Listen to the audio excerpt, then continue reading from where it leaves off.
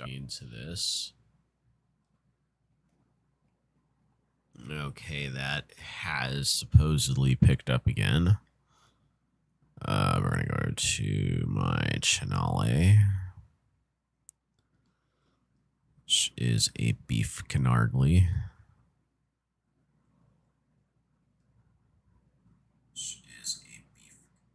Okay, sounds like that's working. Again, YouTube. Don't know what's going on over there, guys. Your shit is completely fucked. I don't know. If it works, it works. If it don't, it don't. I really don't know what's going on with it. It's messed up.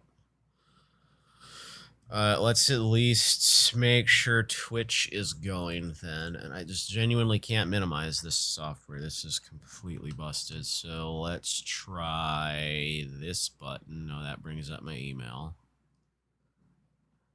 Just like an alt key or something. Maybe one of my shift keys. Nope, that doesn't bring anything back either. Alright, I guess that is just fucked. And I need to switch to my browsers and just give up on it. Not the first time that has happened. And in all things computers, certainly not the last. One thing I can at least try to do is to open up my other application on my iPad so I can monitor both chat sessions. And that is now apparently not functional either.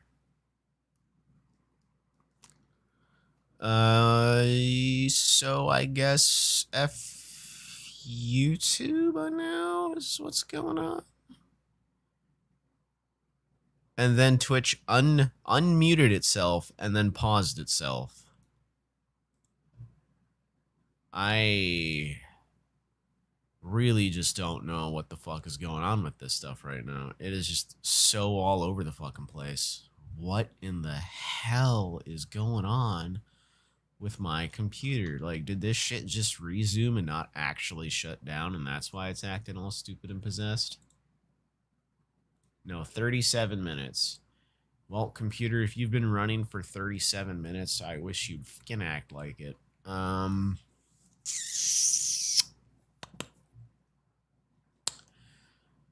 Welcome to the motherfucking cunts, horse shit, dog shit. Ron DeSantis, motherfucker. That's my new swear word. You fucking Ron DeSantis the shit out of that.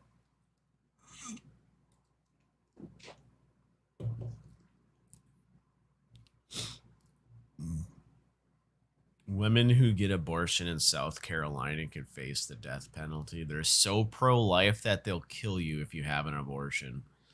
Wow.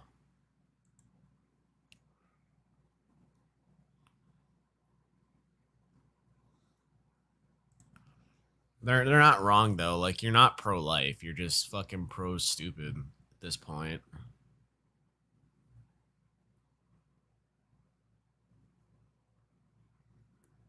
Women's, yeah, exactly. It is not a man's decision. It never should be. It's like it has. It's so sad and pathetic these forced birth morons are. Exactly. You're not wrong. Like, they're not good people. They're not educated people. They're just a bunch of loud ass motherfuckers who sit here and cry and complain.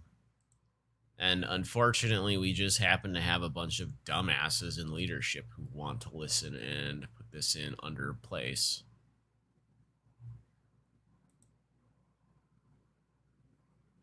Under red flag warning? What does that mean?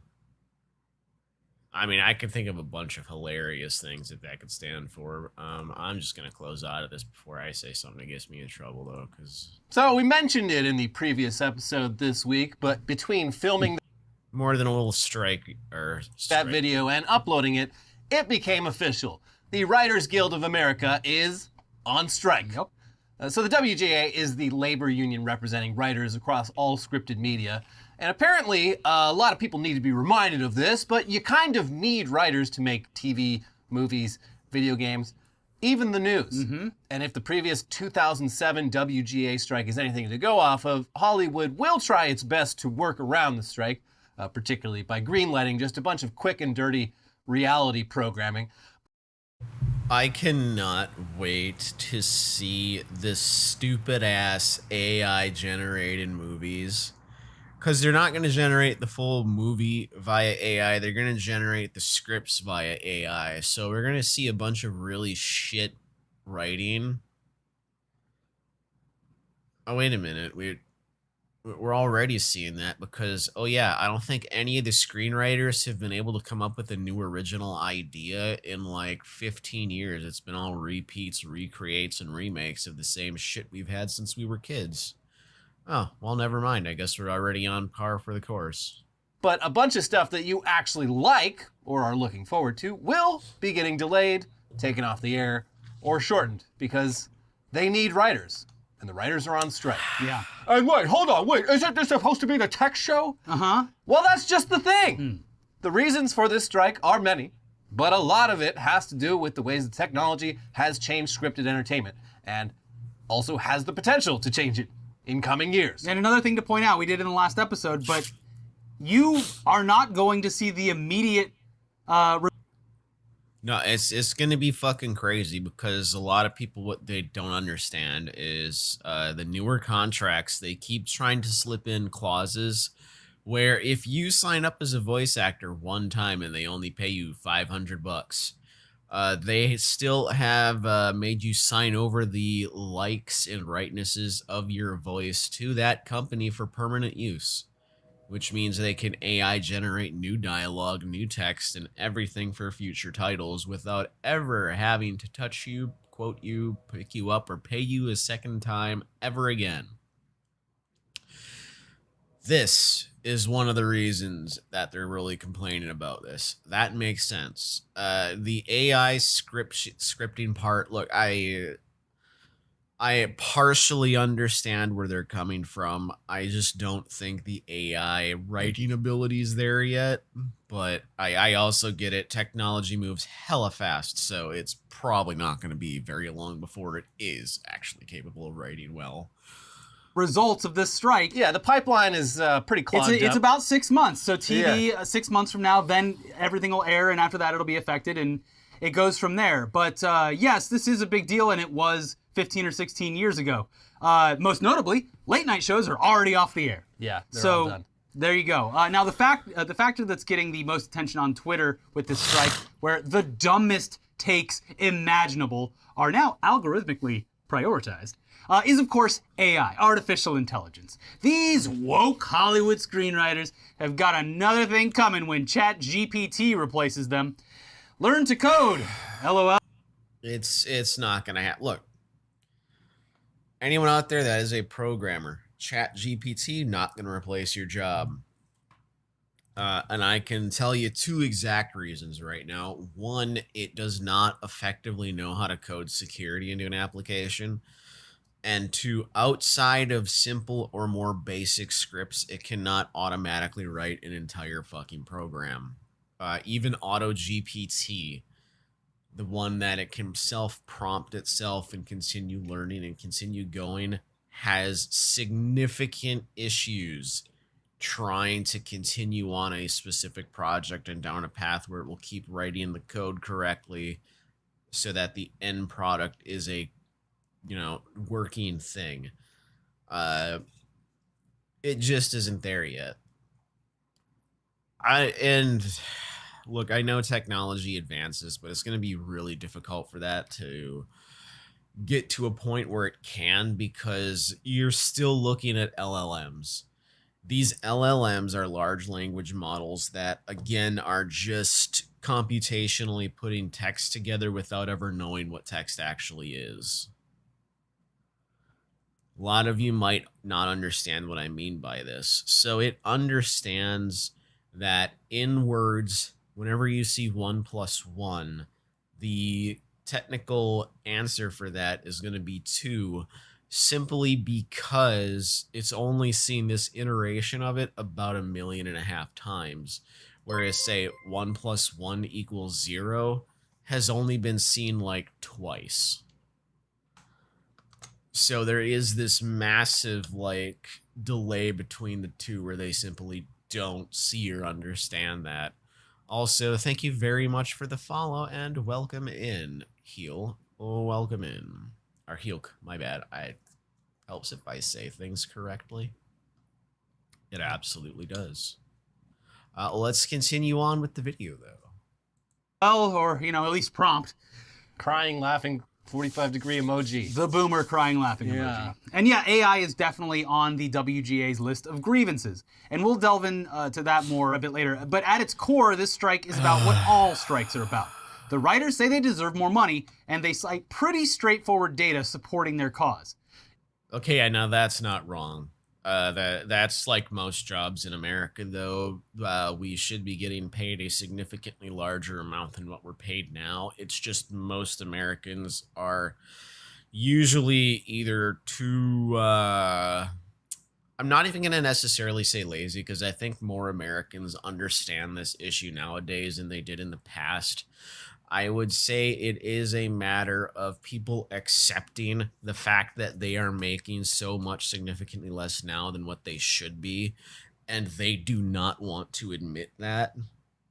I believe there is a lot of people that are in what I would consider comfortable positions that just do not understand, nor can they financially comprehend or even do the basic math to understand how badly they are getting screwed compared to what they should be getting right now.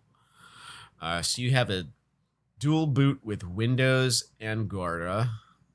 You can't switch your iGPU to dedicated GPU. Now, is this going to be specifically within the Windows environment, or is it also within the Garuda environment? Or the wow.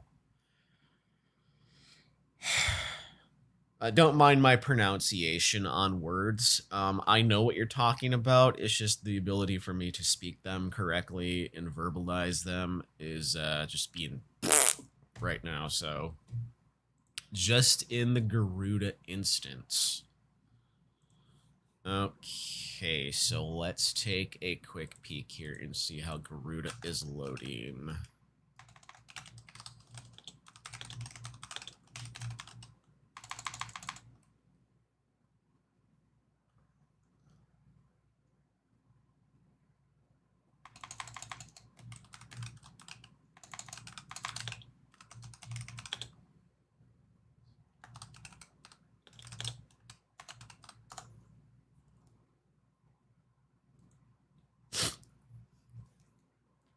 Oh, let's see here.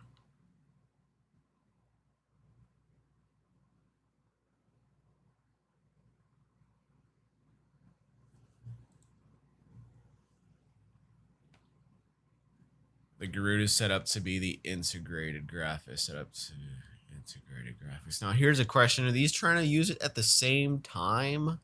Like, are you just trying to load Windows and the Garuda instance at the same time? Or are you dual booting in the sense that you only have one loaded at the same time? Or, well, one loaded at a time is more what I'm trying to say. One at a time? All right. Yeah, why it's Linux. And I know Linux is a little more complicated. You usually have to tell it to specifically use a specific GPUs in an instance. At least it used to. If you features too. Garuda Linux by default only uses one of your integrated GPUs to save power. Yep, that makes sense. But how do you switch between them? Or even automatically switch between them?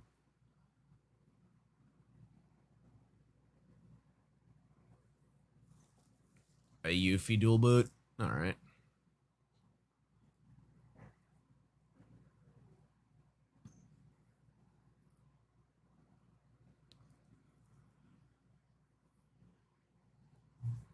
Okay, I think... Here, let me pull this up on a screen that we can actually see. All right, let's get this text over here. So if you have a dedicated, this is one of the more important ones. It's taking the prime renderer as one specific GPU with the proprietary NVIDIA. You can start an application using NVIDIA's official prime renderer offload.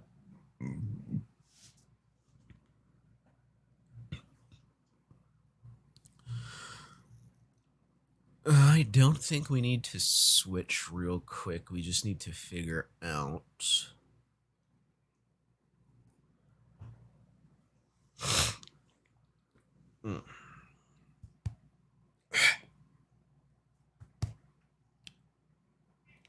Okay. Not gonna burp. Alright. Yes, little kitty, I'm here. I'm here. I'm here. I know, little girl. It's okay. Oh, she had to get up. I have a little kitty cat next to me. Let's see. Can verify prime render offload is working correctly by using the following script.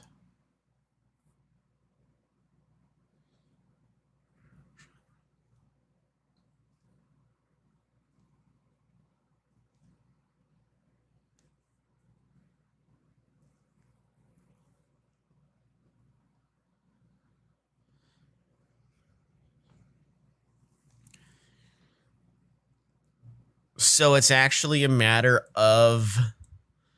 So the renderer is handled at the time of application launch. So essentially what it's stating here is you have to do the run command by using the prime run command after you set the prime versus the other one, if that makes sense. So everything primarily runs off of your iGPU, but if you run it with this command, it should theoretically pop open using your alternative GPU, or in this case, your actual video card. Does that make sense? So the NVIDIA Prime Render, at least this is for Steam games. I can only assume other games will have similar things. I'm going to leave this up on the screen. My stomach is like punching me real hard real quick. I'll be right back. Give me like 5 minutes. Oh boy, that's not... Yep, just going to be right back. I'll have my chat with me, so I'll be able to talk. Be right back, though.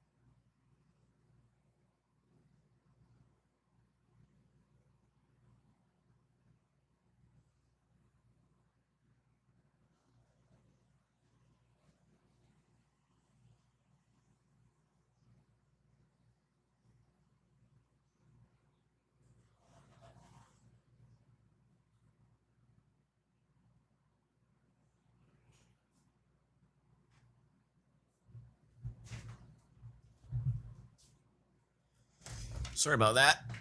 Okie dokie here. Let me see. There's not any errors, but I was trying to see if I could set up my GPU to run the whole system and not certain applications. So essentially, you more want your primary GPU to be essentially the only GPU.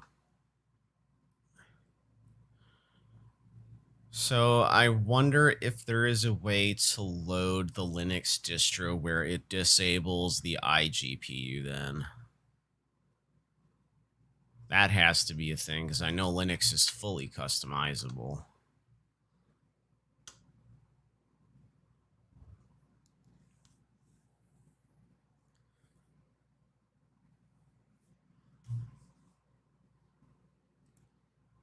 Is it a thing where, too, like, did you want to genuinely, like, just fully disable that GPU within the Linux environment? Before I even start looking this up?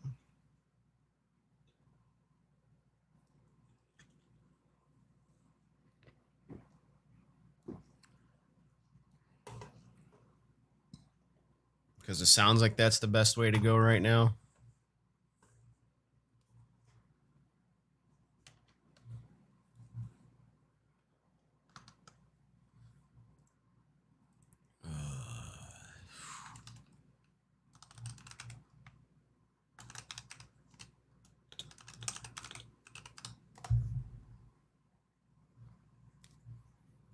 Wow, that's not at all what I wanted to look up.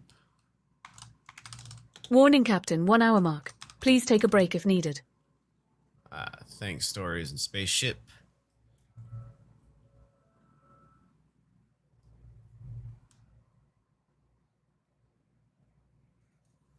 Rather, I should say Stories and Space Bot. That is the bot that I run from my other channel. But it does run on my computer all the time in the background, so she does what she wants.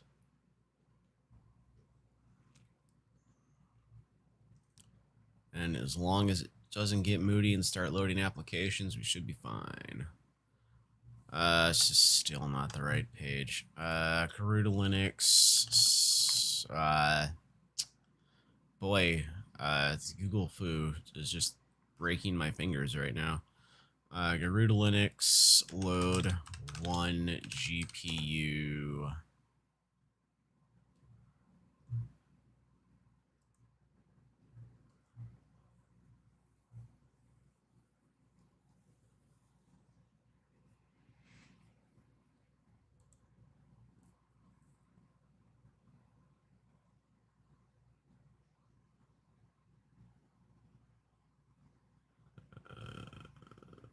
Don't think that's what we're looking for.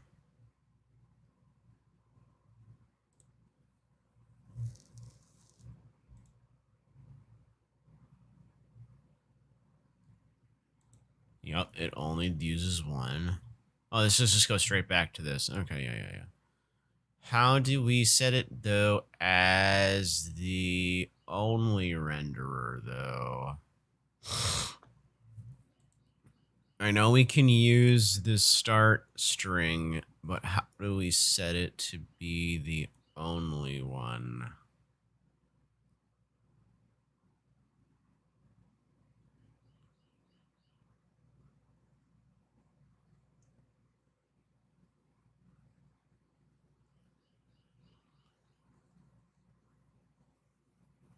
In NVIDIA mode, the dedicated GPU is always used and therefore always turned on, even if no software could possibly take advantage. Well, I mean, that's how most PCs run 24/7 anyway. iGPUs must produce running low power common desktop applications. You're not wrong, but requires logging out, logging back in, are otherwise restarting version 11. Meanwhile, Prime can be used without restarting X11. But again, you still fail to mention how to only use.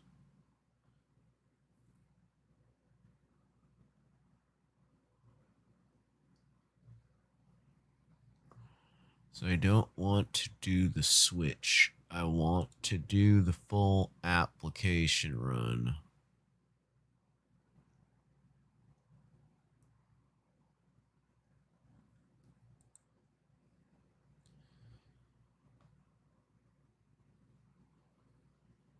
Partitions, user summary. Post installation.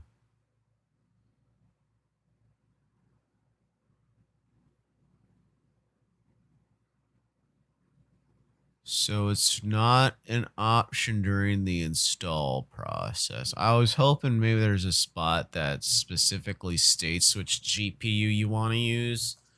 Maybe I'm looking up this too difficult. Maybe it's not Garuda specific. How do I tell Linux to load on a specific GPU? That is Ubuntu. That's not what I'm looking for.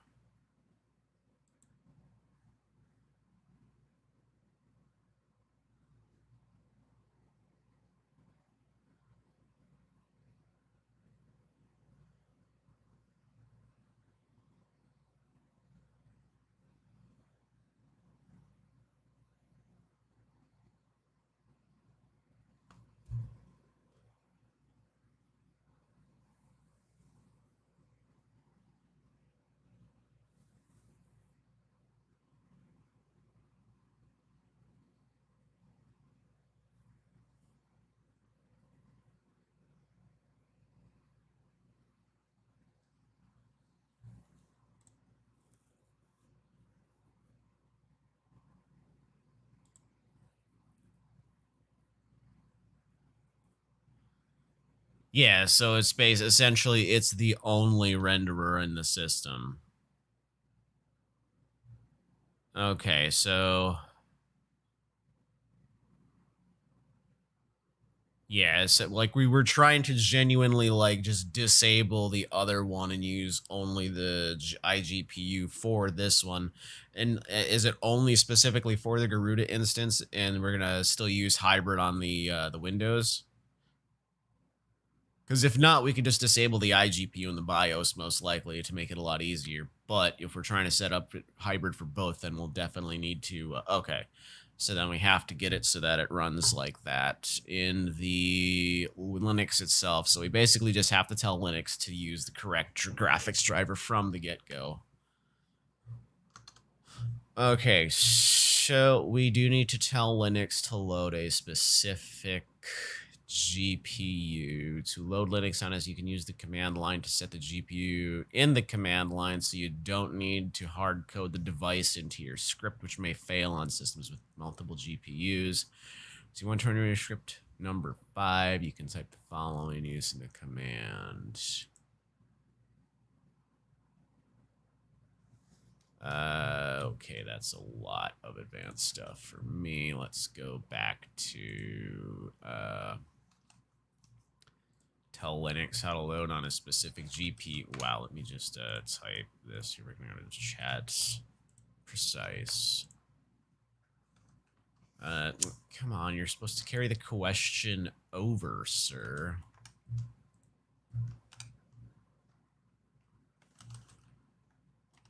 In Linux, I want to load Linux with just one GPU on a 2-GPU system, but I don't know how to tell it to load just one.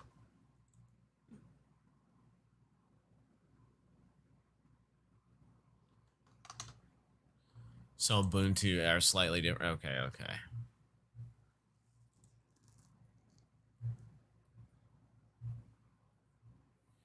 See, this is a single GPU pass-through again, and I don't think that's what we're looking for.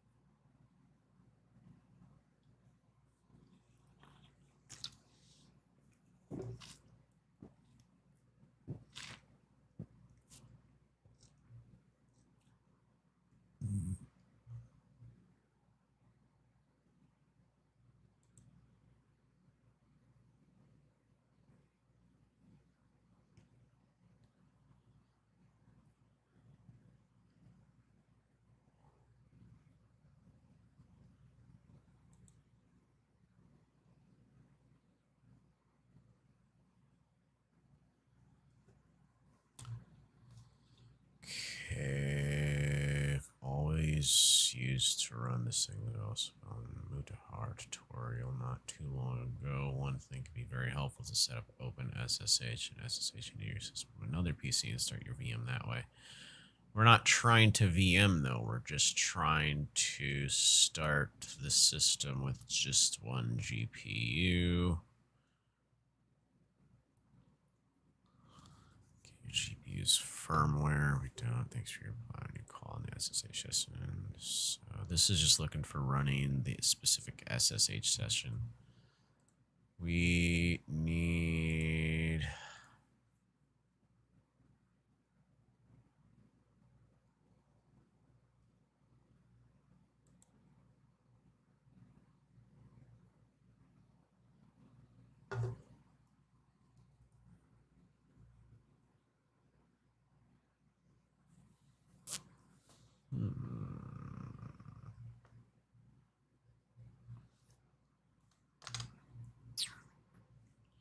Oh yeah, did you actually come up with anything?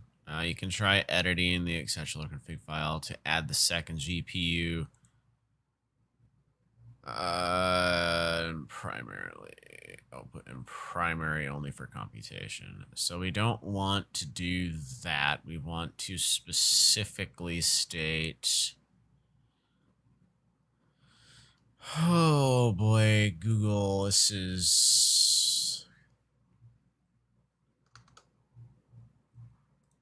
Yeah, ArchWiki, that's a good point since it is based on that.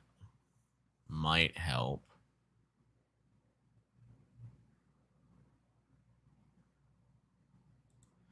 Boy, this just makes me want to like reinstall Linux again and have another partition set aside for that so I can play around in it.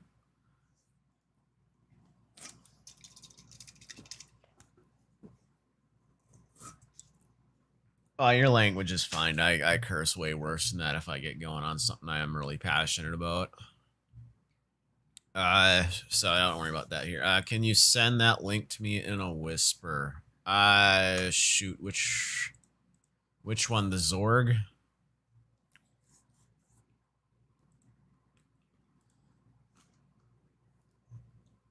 If it is the Zorg, I shall throw it here into the chat since I can actually put things in chat. Because I have not banned myself from doing that yet. Although I am waiting for one of my bots to do that. That'd be pretty funny, actually.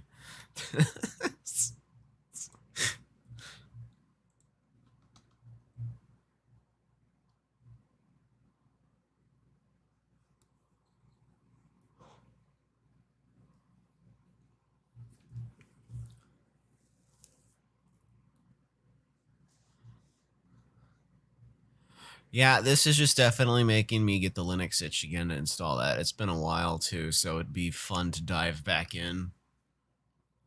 Well, and I thought my next project was going to be a Mac device. Maybe I might switch it to a Linux device since it would be significantly cheaper.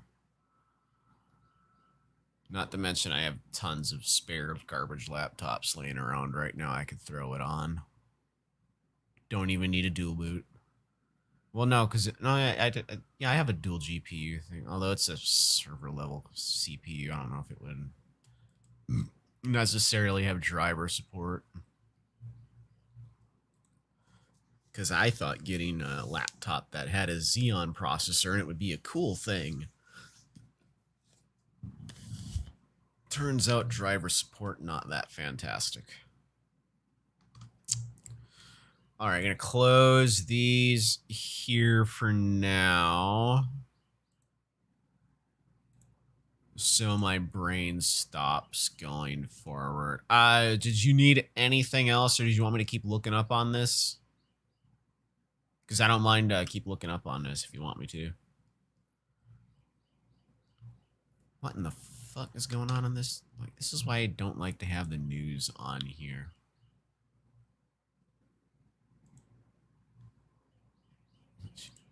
Florida Republicans' homophobic comment prompts audible gasp on state house floor.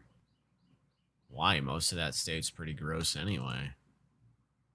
Anyway, Am I able to post a link in chat for you? Give it a shot. I don't know if I have public posting available on right now. Me shield mode off. Try it now.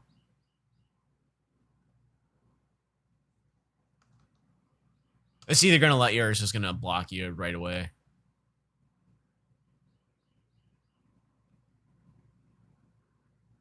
Oh no, that's completely good.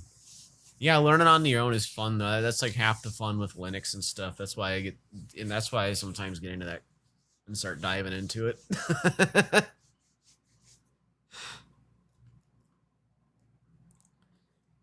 Oh, nice. Yep.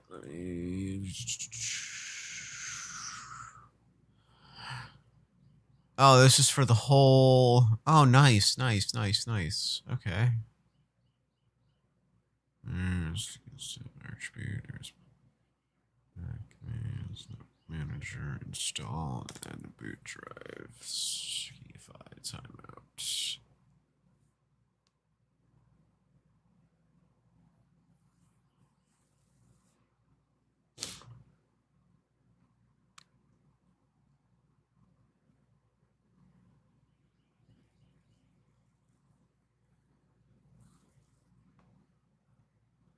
Zero GUI, so it's CLI based 100% of the way. So if it's CLI based the entire, is that just the oh, until you add one? Okay. I mean, don't get me wrong, CLI based OSs do have their place though. I mean, when it comes to running stuff with like no overhead, yeah, it just can't be beat.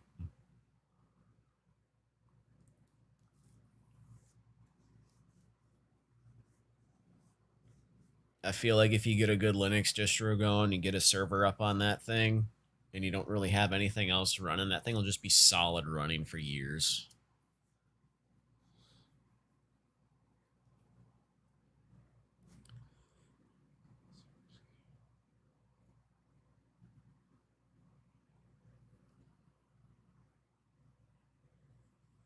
And good old Python.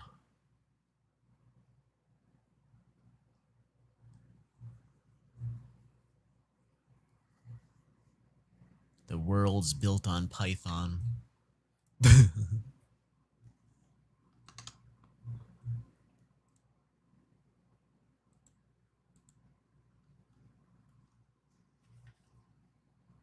megabytes of RAM consumption. Shit, that's nice. That would make my very first computer that I bought on my own very, very happy. I remember I paid almost $300 for my 1 gigabyte RAM module. Oh shit, man, that was the Pentium 4 with hyperthreading. I thought it was so cool back then. It had a single core with hyperthreading. Yeah. Oh man, and that 1 gig, it got me so far back then. But now we can run stuff with this, and it's just like, boy, if we had this tech back then. If we had this tech back then, let's be honest, we'd still just be using nothing but porn machines and Facebook machines. Oh, shit. I should be more on the positive side.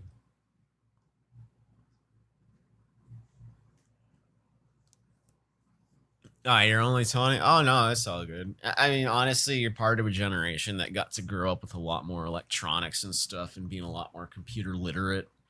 I think your generation has a far stronger outlook going forward than a lot of people do, and especially then, like, I'd say, like, the boomer generations who, I still find people that cannot find their ass from a hole in the ground, or, like, where's the power button?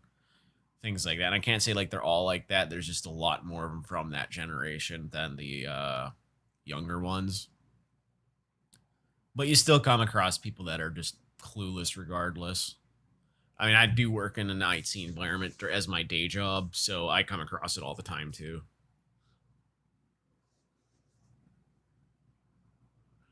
An email server? Oh, boy. Oh, boy, email servers. Those are... I think the last time I worked in a genuine email server was Exchange. And genuinely, that is a version of Exchange that is so old, it might as well just be right in the dumpster anyway. That was back when I was working at the wireless internet service provider with Willie. So that would have been 18, 19 years ago. But yeah, I know the Exchange server back then was one of the absolute worst garbage piles of software I've ever seen in my life. Like stuff that these days runs so much better. Oh yeah, I don't have a Discord set up for this. I'm a little bit low on the food chain on this channel. I've kind of more to set this up as a way to interact with people, say hi, and if you need to have IT stuff, I kind of do that on the side.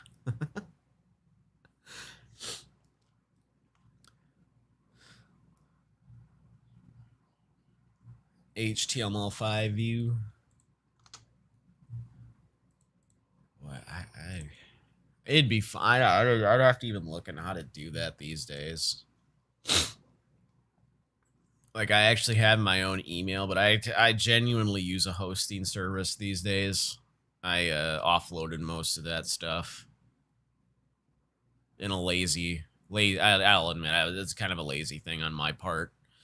When I have a .NET website, and I've had it for years. Oddly enough, the original reason I got it in the first place was a spot that I could host ISO images and other software for when I go out into the field. I could just use the website to download things as opposed to having to either bring a flash drive along or having to bring other devices, discs, and CDs along. I could just throw crap up on the website, go to where I need to go, download it, and run.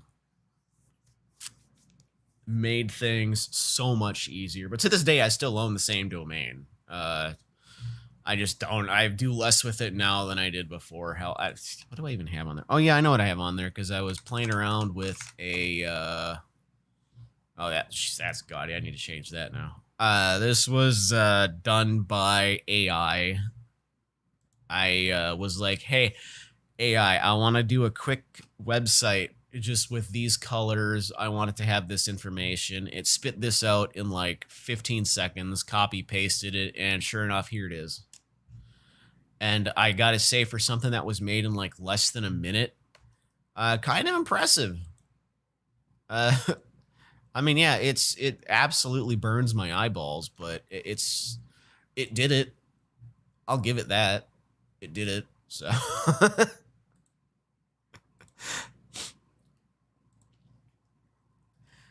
anyway, I think I'm going to continue on with my internet today, unless you would like to throw any other questions out into the chat, by all means.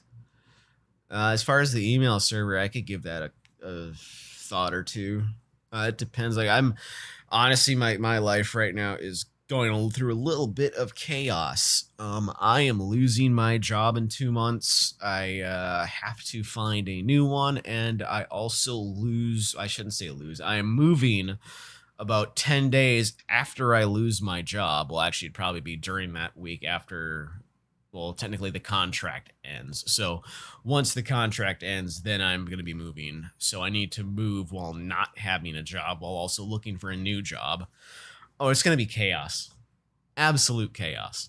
So, little stressed out on that. A thumb drive where read-only won't turn off. And it's not like a drive with the physical switch? Like most read-only drives that I'm aware of always had like a little physical switch on them where you can turn that on and off.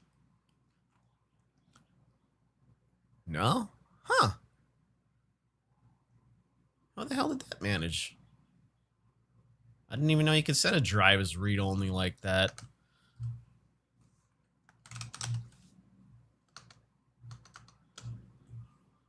I mean, I guess like if it's a FAT32 file system, you could probably set it like just through the basic Windows stuff as read-only.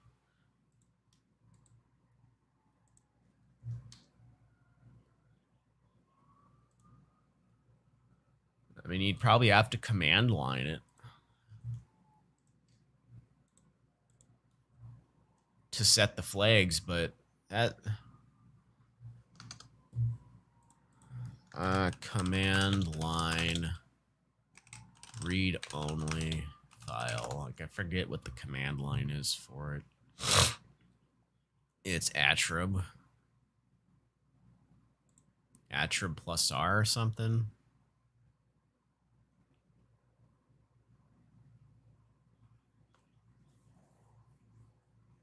Yeah, I know that's how you do it through that. I want the command line. Yeah, the A is archive, but it's plus R is where it reads is read only. So you could do attrib plus R file. So I wonder if you could do that with an entire drive, though.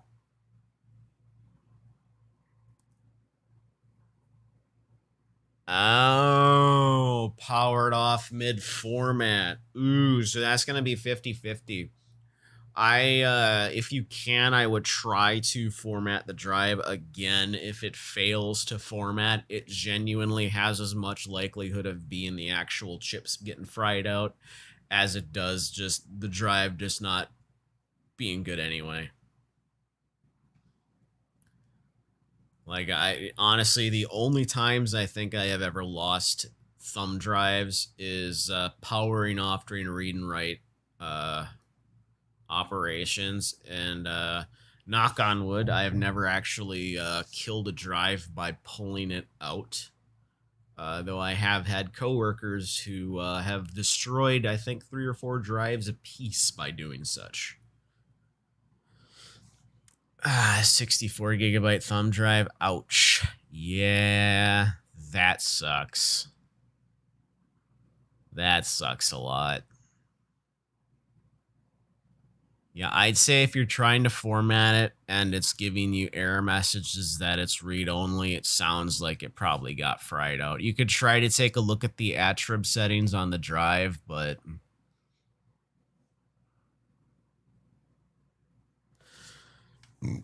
Oh, boy, I know disk part, and then it's...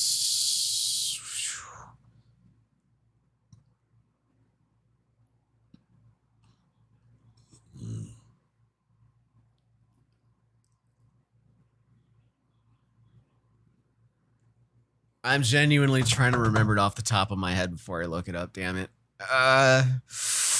Shit, because I've used this in the past few years. I know I have. I don't remember what I used it on. Oh, man.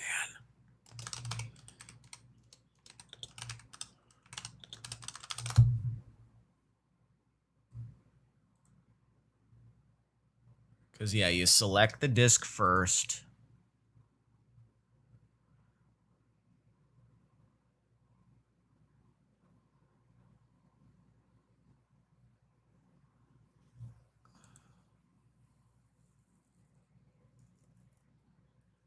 Activating it down there before we forgot.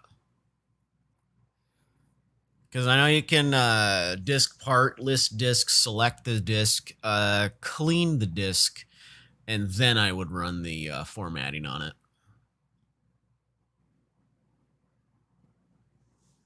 I think it's just, as long as you're in the disk part application, it's just format.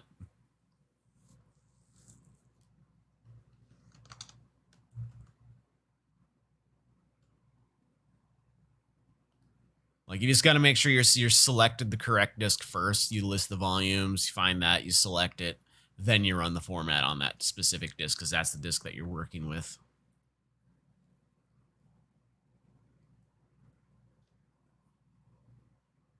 Yeah, that should, as long as you did that, then yeah, you just got to format the disk, and it should theoretically go NTFS quick. Or if it's a thumb drive, you might want to do FAT32 quick. Or no, not FAT32. What is it? No, what's the new one that Windows uses? Or is it still using FAT32? Oh, there was like a new one, like EXT or something like that. 32. Oh man, no, I'm just freaking looking this up. Disk part format for thumb drive. Wow, that spelling on my part is just beautiful. Where is the lists of formatting? So we don't need the MBR. NTFS or FAT32. Yeah, usually FAT32 for thumb drives, but I swear there was another one you can use. I know you don't want to use NTFS because oh yeah, then if it's bootable, yep, FAT32.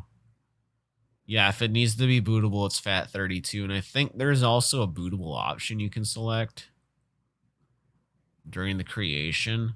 Hang on, let me. Oh no, yeah, you set it active. That's active in that. That should be enough. You just got to put the files on there to make it bootable then, or whatever you're trying to boot.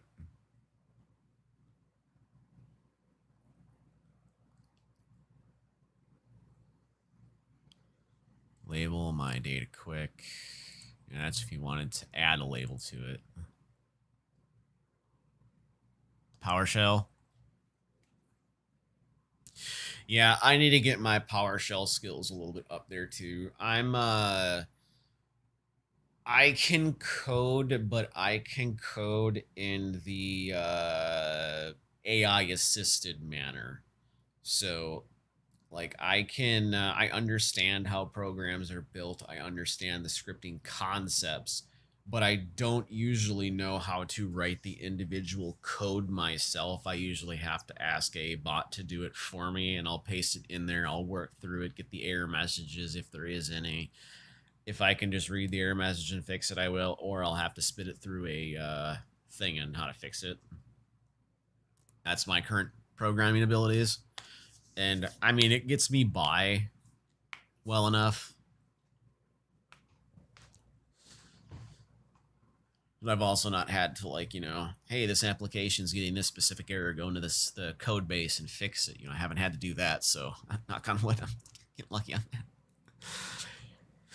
All right, this part of this, select the disk one being the USB drive, clean, yep. Partition, yep. Active, yep. Format. Yeah, that's...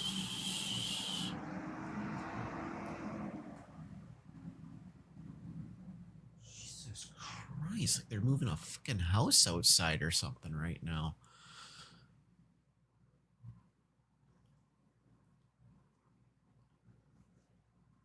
Like every once in a while we'll get like a truck or something that goes through here, and I just live in an apartment complex. I don't know what such a big truck is doing here.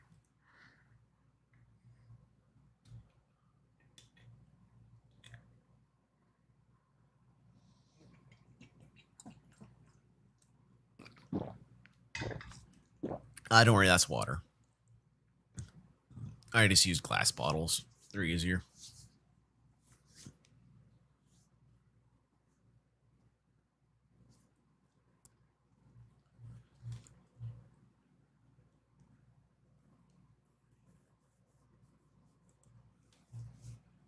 Light bulb blue. Yeah, that'll do it. That could definitely kill a drive. Yeah, honestly, I think like most of the times that I've either killed a drive or had a drive die on me is either due to lightning strike causing a brownout or a just unplugging power in general. Like something happening during read-write procedures. It's like every time that something's happened for me, it's been that. If it's a thumb drive, use FAT32.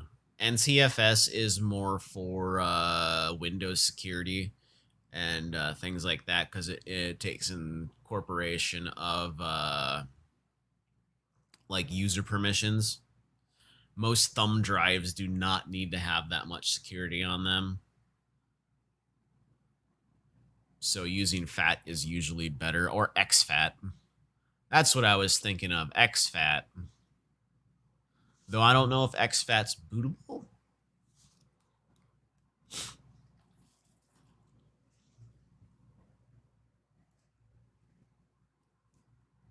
So I think XFAT is going to be the one that's after XFAT. Yeah, what are the differences? Here we go. Let's take a look at this. Are we going to get... absolutely not going to get a simple answer. Why would that be? Oh, key takeaway. There we go. FAT32 is useful when you need to ensure maximum compatibility with computer or game consoles. XFAT is best for flash drives or external drives that will only be used with modern computers and game consoles. So XFAT is the current new one that you'd probably want to use unless you're genuinely going to be using this in older systems. NTFS should be used when installing a drive in a Windows-based computer. Yes, that has been my thing with NTFS. And then if you want to get into really fancy stuff, there's also Mac OS journaling. That's a whole different thing. I think Mac switched to something new recently too in one of their iterations. I don't even know what they've switched to. I can't even remember the name of it. But I know they don't even use journaling anymore. I think they use something else.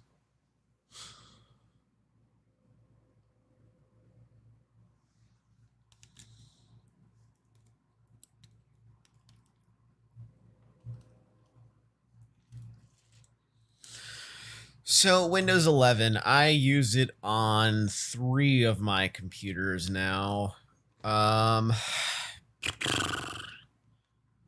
Kind of one of those. I see where Windows is going with it. I'm not the hugest fan because of the data collection. Like, I don't understand these companies' obsession with collecting our data for every absolute damn selling and retail purpose they can possibly have it for. Like, it's getting out of hand. Windows 11 is extremely cheap, if not free for almost everyone because of this. That is what upsets me about it. As far as an operating system beyond that, it just kind of feels like a facelifted Windows 10. The start menu being in the middle feels really stupid.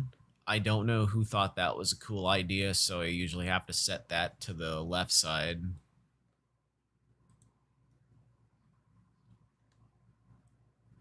Yeah, I think they're starting to, like, commune with the devil. That's exactly what my brain went to. I don't even know why that's the case. They starting to mimic, you know,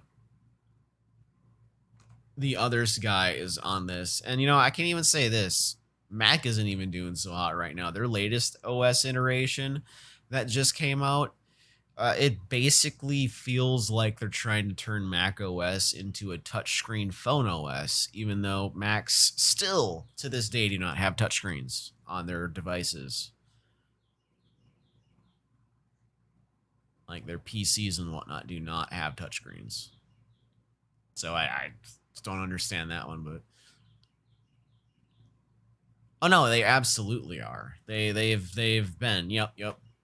They keep doing it too, and I understand it. Like the average general user of those devices doesn't usually know what's going on with their stuff and doesn't have a want or desire to. I deal with those people all day long in the job I work, and hell, every previous job I've worked in IT, you always run into people like that just genuinely have next to no idea about IT or how to use it. In fact, one of the most disappointing things in my life, I can say, this one VP executive makes $350,000 a year at that point, which, and I think today's terms is getting closer to like $750K now, given the time frames. You know, making closer to $1 million a year. Had to call us IT and did not want to be walked over the phone. We had to go on site to their location, get there. Computer's not working is what she keeps telling us. Have you turned everything on? It's all on, it just doesn't work. Okay. Go over to the device, sit down, take a look at it. Notice the monitor's not turned on. Hit power button on the monitor. Everything is already running and working. She makes like, I don't know, quadruple what I make, 10 times what I make easily. And she can't figure out the power button on the monitor. Like, look, I get some people have their knowledge sets and other people don't, but holy shit. The power button on a monitor? Come on, there has to be something more to that. Anyway, though. FS FAT32 quick. Yes, I do believe so. It would be, was it format space FS equals that, and then anything else you might want to add onto it as needed.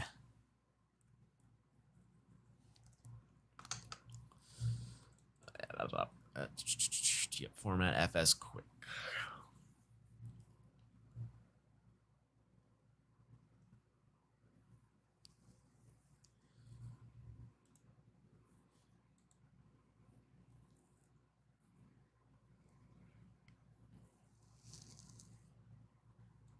Yes. Oh man, that's so damn true though. And it's always really a pain in the butt too, because like we've had issues where it's like, can someone just go back? They're like, oh, we're not IT savvy. Like, no, like I can literally, like, here's a picture. Like, because I've been there, I've taken a picture of the server room. This is exactly what it looks like in the server room. I can put an arrow, hit this button. No, it's like all a bunch of IT equipment back there. I don't know what I'm touching. Okay, I guess I'll be there in 3 hours. Drive halfway across the state. Bloop. No, I've definitely done that once or twice though. Absolutely. I've had my coworkers do that. We've drawn sticks on who has to go do that. Absolutely. Far more than one time too. Absolutely. Then there's always the lovely the CEOs and the executives, because one of the things I've done throughout my life is work high-level executive IT support. Pays nice money. You have to work with some A personality people. If you don't know what that means, believe me, it's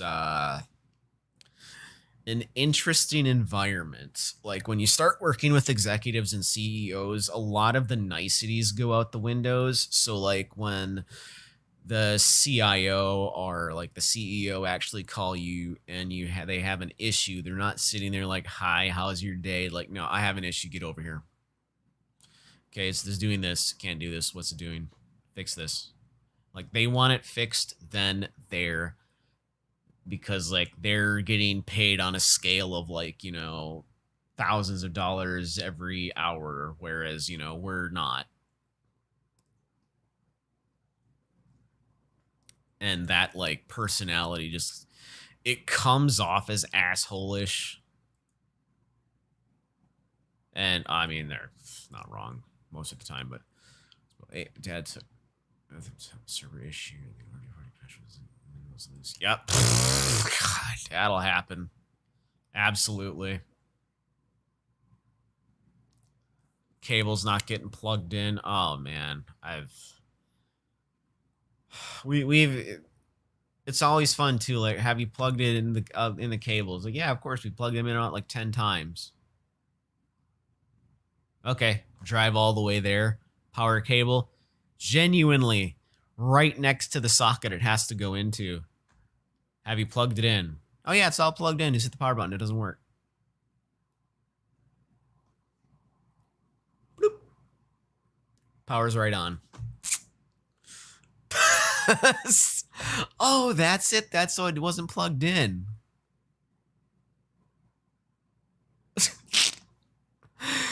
Oh man, I just love it. Oh, it happens. Oh, it's one of his own guys? Shoot. I mean, it can happen though. Like sometimes IT guys just have bad days too. Like one of the nice things, like I've always loved working on bigger teams of people as opposed to trying to work by myself because of issues like this, where it's like if you're just having a bad day or going through your server rack, like I just cannot find this. I feel like a fucking idiot. Your buddy will just come along and be like, "Oh, hey, what's this over here? It's loose." Oh, that's literally the cable I've been spending the past 2 hours looking for. Like, thanks. It's just apparently need another set of eyes. And I always love having that team environment because of that. Because I don't know about other people, but I've definitely had issues where I've just been trying to look for one thing and it's not what's the issue. Just have a second set of eyes that can look at it, and it's boom, the found.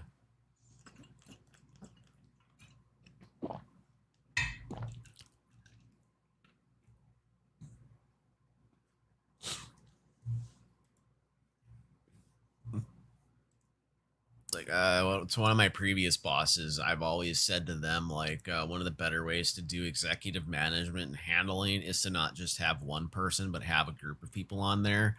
So that, like, as those issues pop up, if that one person does miss the issue, they have the other eyes on it to just simply fix that as well, because then someone in the group will notice.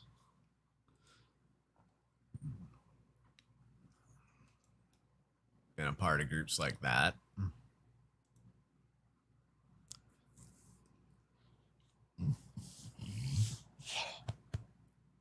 Woo. Well, since the pandemic, everything's been remote for me. And oh boy, I don't think I could even go back to like an in the office job these days. Like I'd have to get paid more to go back into an office just because of all the hassle.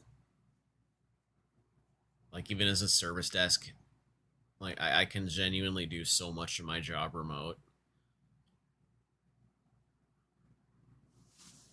Like a good help desk, good service desk is going to have a few people. It's going to have like your triage tier 1 that takes the initial call, works on it for about 15 minutes. You're going to have your tier 2 workers that are going to be like, they're going to take the calls that take like longer than 15 minutes, works on it for like maybe 45 minutes at the most. And if anything is longer than that, it's more or less like a project ticket. Project tickets you end off to your tier 3 workers or the on-site workers. That's how we've always, or at least that's how I've always managed it whenever I got in charge of anything. Worked out the best. I'm just talking random nonsense now, though. I'll switch it back to the video I was watching earlier because I actually do not mind their news. Apparently, the writing union is on strike again because people in America are just underpaid consistently, and no one seems to care. In this age of more media than any one person could ever possibly consume, writers are working more than ever while making a lot less money than they used to. Here's The Verge with a pretty thorough explanation of this strike. The WGA is trying to secure a new 3-year contract for its 11,500 members, arguing that the shift to streaming has made it difficult for writers to make a living. There are a lot of complex reasons for this, but the biggest issues boil down to TV shows on streaming services having shorter seasons, residual payments being lower than those of broadcast TV, and the rise of mini-rooms, small groups that quickly produce scripts that make writers more disposable. A report published by the union on March 14th found that half of TV series writers are currently being paid the basic minimum rate, up from 33% between 2013 and 2014. The companies have used the transition to streaming to cut writer pay and separate writing from production, worsening working conditions for series writers at all levels, said the WGA, adding that more writers are working at minimum regardless of experience. It continues, the union's demands include increasing minimum wage rates and residual payments, addressing... I feel like this is just more a problem with business in general. Like, especially if it's a for-profit business. They're literally paid to make sure that the shareholders get all the money while basically stealing all the money from everyone else. That's literally how that works. I the abuses of mini rooms and increased contributions to the union's health and pension plan. The WGA also wants safeguards to regulate the use of artificial intelligence in script writing, preventing it from being used to generate content or rewrite work already contracted by human writers. If you do not have a security degree, I would 100% recommend you get certified. A Security Plus certification from CompTIA would probably be your best bet, safest bet, at least as an initial security certificate. Beyond that, I do know there are others that would be a little bit more. I don't necessarily can't say schooling, but like you'd be looking more into studying and stuff, and to get into those.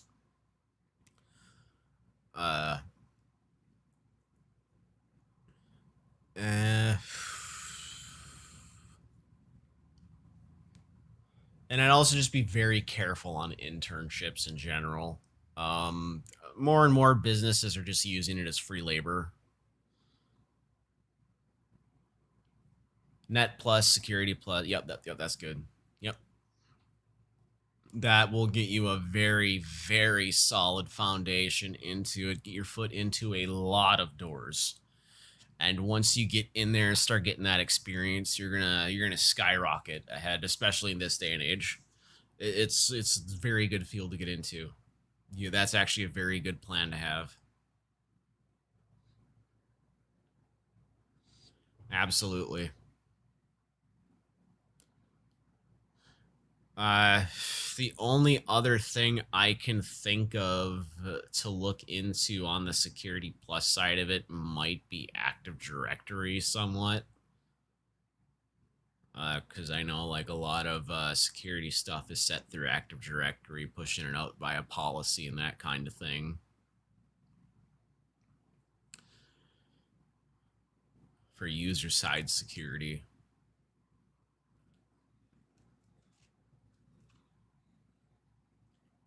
White hat hacking and pen testing. Nice. Very good. Yeah, that companies need that. It's a very good position and knowledge set to have. It makes money. It does very well. You're genuinely, like, from my perspective, like, you're doing way the fuck better than I was back then. At that age, like, I just thought I was doing really good working a fucking warehouse job. I was really cool. Didn't know shit. Oh man, I look back at my younger self. I was an arrogant little shit.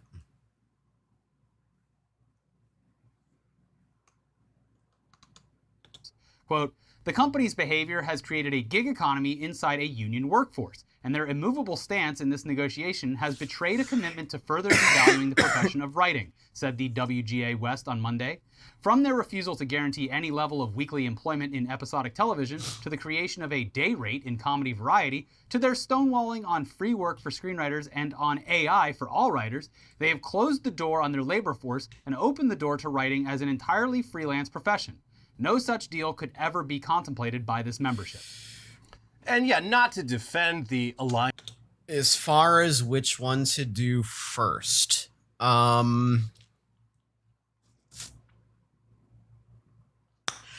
actually kind of a difficult question.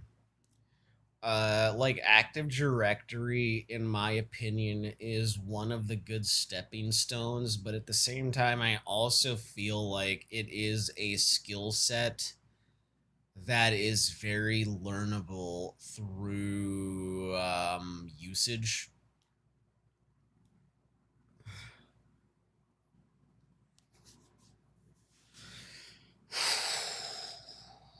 Both of those are going to be really good. I think if you're going to be going more towards the security aspect in the end, the security position may be the better route anyway, because you're probably going to have side step experience on Active Directory anyway, just from being in that position and how that position will work.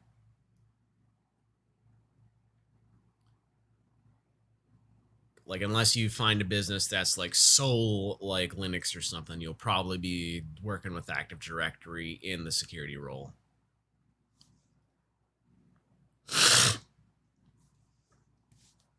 It's possible. So like the AI front, like I can tell you this right now, AI, it's going to replace a lot of people's jobs. It's not there yet. It's right now an extremely powerful tool, and if people are smart with it, they can definitely get an advantage and get ahead right now using it. I myself am doing that. I can using like Chat GPT. I can write basic scripts, programs, and applications for IT workers, colleagues, coworkers that can do very simple, basic stuff that, like, from an IT help desk perspective, you get a call, you enter their username into the field, and you can literally look up all of the account statistics, last time they logged in, last computer they logged into, all their security information. It even says, like, are they locked right now? It'll give me a little red, yellow, or red depending on what the status of their account is. If it's yellow, I can unlock it. I can even have a little button that says randomize password and reset account if they verify their security. Like, all this nice little stuff, and this shit just gets spit out in like seconds. Absolutely seconds.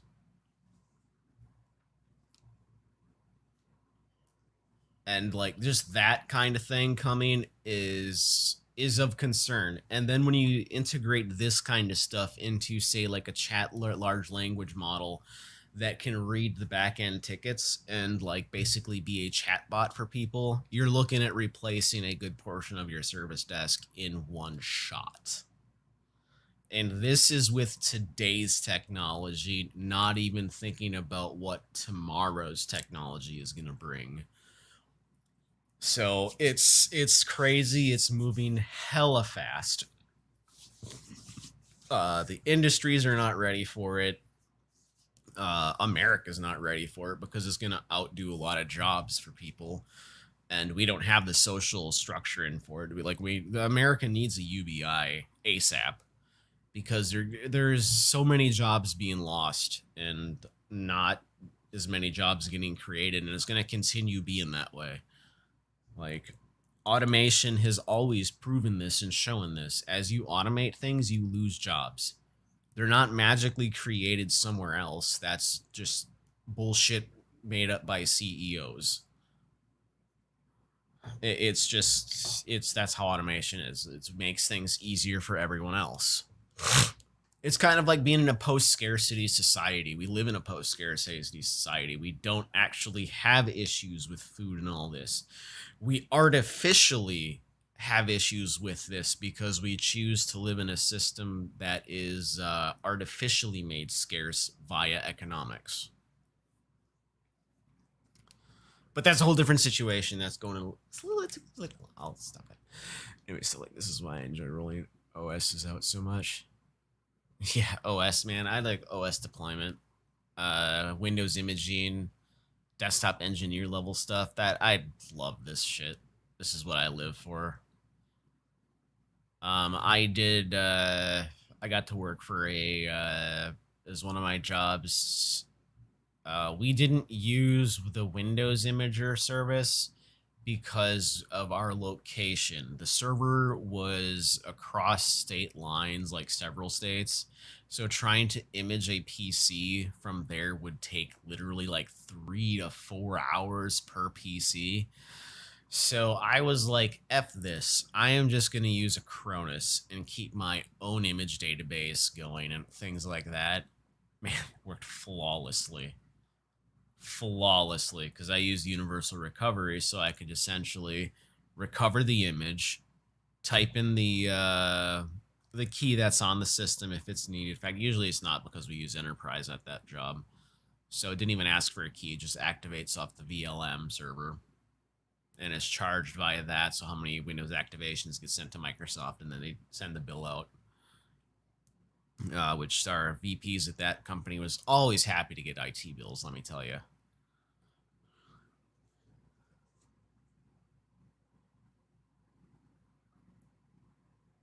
It keeps getting updated.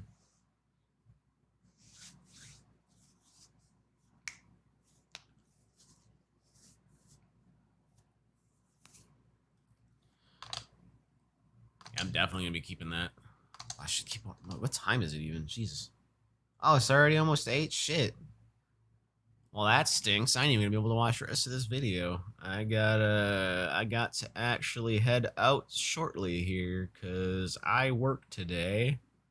It is a Thursday, which is nice because it's only one more day to Friday. Luckily, this week, knock on wood, has been a slower week at work. Not to say that we're not going to pick up. I am working a contract job, and the contract is for a specific project, and that project is going to be picking up again in, not next week, the week after that? That is one of these weeks, but it's going to blast off like hell.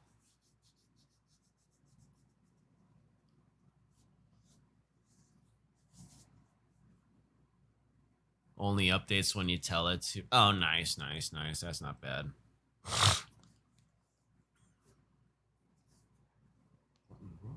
Hello? There was a little cat down there somewhere. Oh. Boy, now that I know what time Warning, it Captain. is. 1 hour mark. Please take a break if needed. Thank you, Stories in Space Spot. Yeah, that's the 1 hour mark, though. I'm actually going to call it here because I do actually have 1 or 2 more things I need to do before I start work today.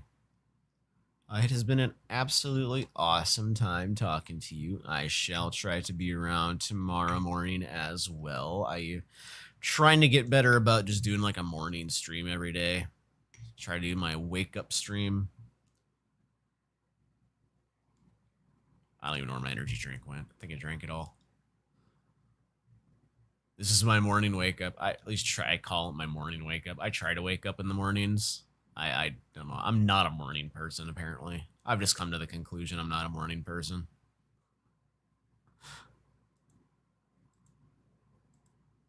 GitHub? Oh, heck yeah. I don't mind checking that stuff out.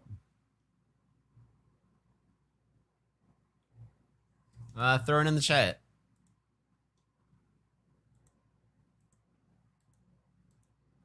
Oh, absolutely. I love to stream. I love helping people. I love helping IT issues, fixing stuff. This is just what I do.